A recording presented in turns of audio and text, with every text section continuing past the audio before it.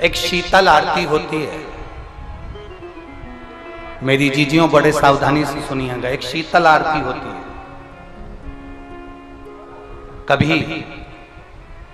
अगर तुम्हारे जीवन में अगर कभी तुमको ऐसा लगे कि रोग बड़ा भारी हो चुका है और बहुत भारी रोग मुझे घेरता जा रहा है, या डॉक्टर को दिखाने जा रहे हो और तुम्हें ऐसा लग रहा है कि डॉक्टर कोई बड़ी बीमारी बताएगा, तो उस समय पर शीतल आरती का प्रयोग करें। एक पुष्प हाथ की हथेली में रख लीजिए, एक पुष्प हाथ की हथेली में रख लीजिए, और यहां तक शास्त्र कहता है अगर हो सके तो आंकड़े का अगर पुष्प मिल जाए, तुम्हारे यहां क्या बोलते हैं उसको, मंदार का फूल, आंकड़े का फूल, अकौए का फूल, जो शंकर भगवान पे चढ़ता है, छोटा सा होता है, घुंघरू जैसा होता है वो, उसको तुम्हारे यहाँ क्या बोलते हैं हरियाणा में? आंख का ही पुष्प बोलते हैं। आंख का पुष्प मिल जाए तो ज्यादा अच्छा है। अब उसमें चाहे सफेद हो, चाहे नीला हो, चाहे गुलाबी हो, जैसा भी हो, हाथ में रखने के बाद हाथ में एक लोटा जल, भगवान शंकर के शिवालय में जब आप प्रवेश करें और प्रवेश करते समय भगवान के सम्मुख में जब भगवान शंकर के साक्षी में जब पहुंचे, आपके सामने पूजन में कोई भी सामग्री नहीं है, आपके पास में न दिया है, न बाती है, न गर्भवती है, न चंदन है, न कपूर है, न कोई सामग्री है, केवल एक आंख का पुष्प और एक लोटा जल आपके पास में है। शिवालय में पहुंचकर शीतल आरती का प्रयोग करो। 11 बार भगवान शंकर के 11 रुद्रों का स्मरण कर कर जब 11 बार शंकर के शिवलिंग के ऊपर से नीचे तक वो कलश को जब घुमाया जाता है, और घुमाने के बाद वो आंख का जो पुष्प है वो अशोक सुंदरी वाली जगह पर समर्पित कर कर भगवान शंकर को जो जल चढ़ाया जाता है, जो जल समर्पित किया जाता है, डॉक्टर भले तुमसे कह रहा हो कि तुम्हें बड़ी बीमारी के चांस हैं, आप जाकर एक बार चेक कराना, तुम्हें वो बड़ी बीमारी निकलेगी ही नहीं, उस रोग से तुम मुक्त हो। इसको शीतल आरती का प्रयोग किया गया। ये शीतल आरती, इसको शीतल आरती कहा। शिव की प्राप्ति का, एक रोग से मुक्त होने का। अब आपसे कोई कहे कि ये शीतल आरती का प्रयोग सबसे पहले किसने करा, तो आपको ध्यान लगाना है इस प्रयोग को। सोमनाथ जी की कथा का स्मरण करिएगा, सोमेश्वर की कथा का स्मरण करिएगा। आप स्कंद पुराण में, शिव महापुराण में सोमनाथ जी की कथा का स्मरण करिएगा। चंद्रदेव को काया का रोग हो गया, रोग इतना भारी था, चंद्र समझ नहीं पा रहे थे मैं करूं क्या। जब देव ऋषि नारद के पास पहुंच गए, नारद जी ने कहा एक पार्थिव शिवलिंग का निर्माण करो, बालू के शिवलिंग का निर्माण करो, और समुद्र का ही जल भगवान शंकर को उनके आनंद से आरती कर कर उनको चढ़ाने का प्रयास करो। और शिव ने ऐसी कृपा कर दी कि चंद्र के पास आकर भगवान शंकर ने कह दिया, चंद्र मैं तुझे वर देता हूं, तेरा काया का रोग समाप्त होगा, ये मेरा वर है, क्योंकि तूने मेरे शीतल आरती का प्रयोग किया।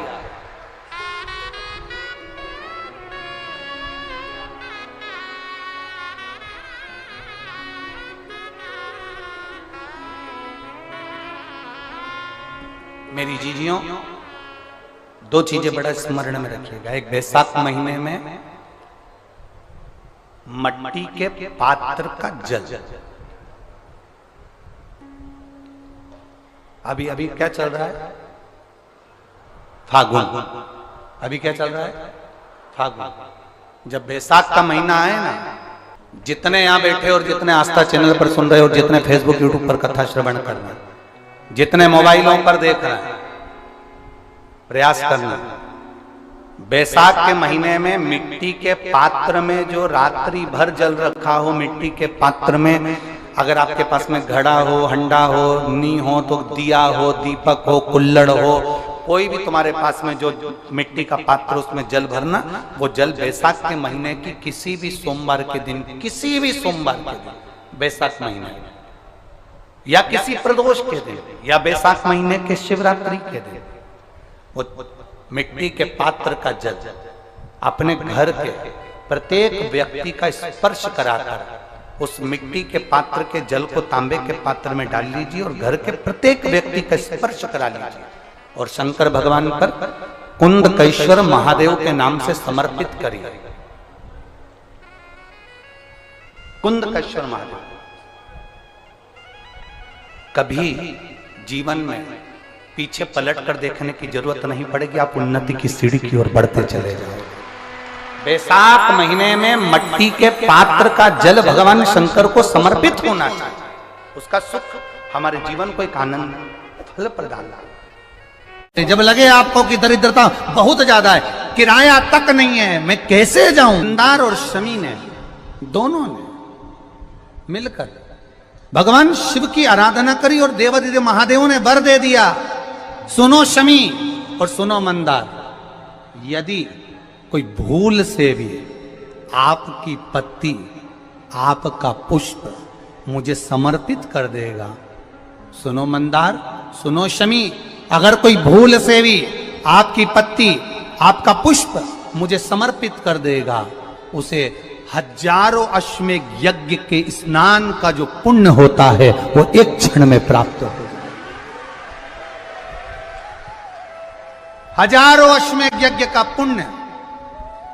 हजारों अश्वमेध यज्ञ का पुण्य एक क्षण में प्राप्त हो।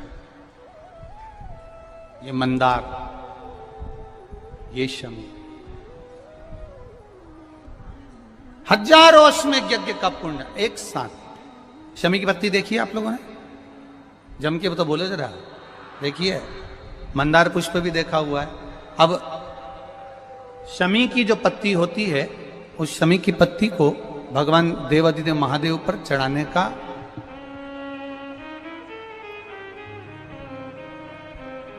शमी की पत्ती जो होती है,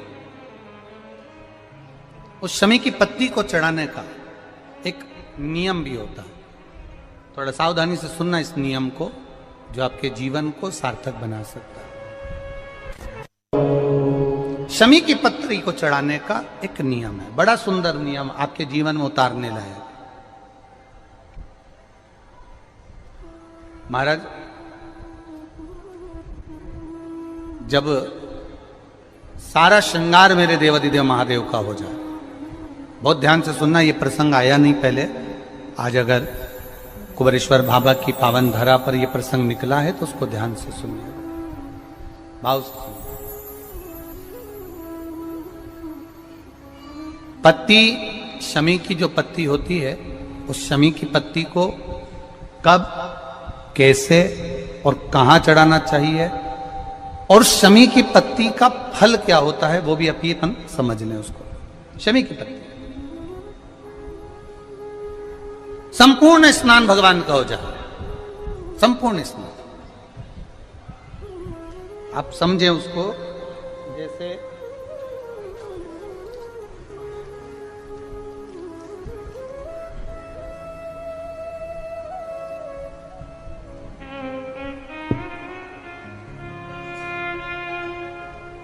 ये शिवलिंग है, जलाधारी,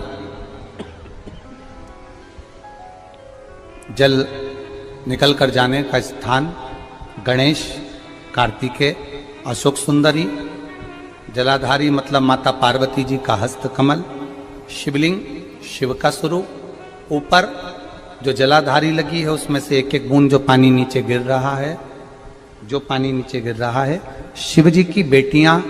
जया, विषहरा, शामली बारी, दौतली, देव, शिव जी की पुत्री बेटियां। अब जब देवादिदेव महादेव को शमी का पत्ता चढ़ाया जाता है, कब चढ़ाते हैं, जब आपने संपूर्ण जलाधारी को हाथ से साफ कर दिया हो, शिवलिंग पर जल चढ़ा दिया हो, शिवलिंग का पूरा श्रृंगार आपने कर दिया, संपूर्ण श्रृंगार मेरे देवादिदेव महादेव का हो गया, संपूर्ण श्रृंगार। बाबा को चंदन का लेपन, अबीर, गुलाल, अक्षत, बेलपत्र, धतूरा, जो भी तुम्हें चढ़ाना है सब कुछ तुमने चढ़ा दिया, सारा श्रृंगार मेरे देवादिदेव महादेव का हो गया। तब शमी की पत्ती को मां जगत जननी की जो जलाधारी है उस पर मात्र स्पर्श कराकर शिव के शिवलिंग पर आखिरी में समर्पित कर देना चाहिए, जिससे हमारी मन की जो कामना है वह मां जगत जननी देवादिदेव महादेव से उनके कानों में श्रवण करा। शमी पत्र का एक बात और स्मरण में रहे शमी पत्र की, बहुत एक बात और अपने स्मरण में लीजिएगा शमी पत्र की।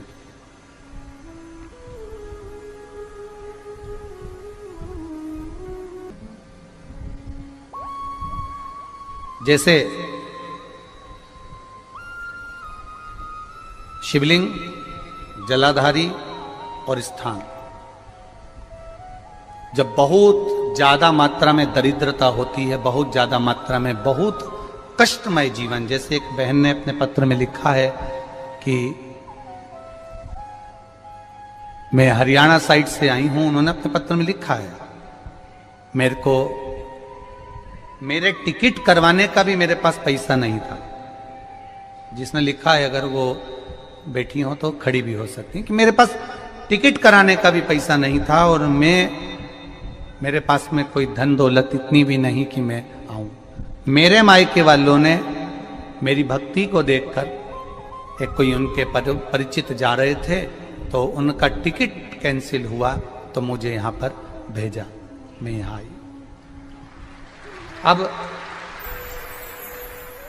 जब आपको लगता है कि इतनी दरिद्रता जीवन में है इतना, और ऐसा नहीं है, मनुष्य के जीवन में बहुत सुख दुख तो चलता रहता है। मानव का देह है, ये तो चलना है, जीवन पर्यान चलना है, सुख दुख चलेगा, यश अपयश चलेगा। लगे तुमको कि हाँ, और आप सबसे निवेदन करना चाहूंगा, आपका मन है कि सीहोर आए, आपका मन है कुबेरेश्वर धाम आए, आपका चित्त है, आपका मन है कि हमें कुबेरेश्वर बाबा के धाम पहुंचना है, सीहोर पहुंचना है, मां सीवन के तट पर पहुंचना है, सिद्धपुर नगर सीहोर की एक एक कंकड़ का दर्शन करना है,